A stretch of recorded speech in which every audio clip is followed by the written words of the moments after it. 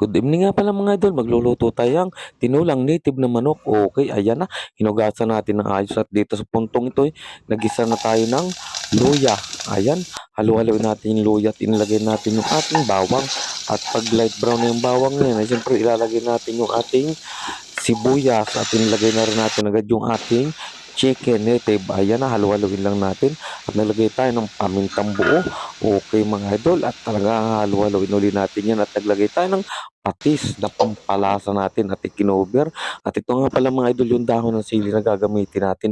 Hinimay na natin at siyempre magdadagdag tayo ng kaunting asin dito sa ating native na tinula. Galing Quezon yan mga idol. Ayan, uwi pa natin yan. Binagyan tayo ng aking biyanan. Okay, at siyempre maglalagay tayo ng tubig na pampalambot dito para tayo may sabaw at ikinover natin para lumambot na yan. At ito na nga, binuksan na uli natin at kuluan-kuluan ng mga idol yan. Sa puntong ito mga idol ay maglalagay tayo dyan ng chicken cubes. Ayan, naglagay pa rin tayong chicken cubes para mamuo ang lasa talaga ng ating native na manok. At siyempre yung ating siling haba. At ikinover na naman natin yan. At ito na mga idol, nagbisik-bisik tayo ng pampalasa. At naglagay tayo ng siling haba.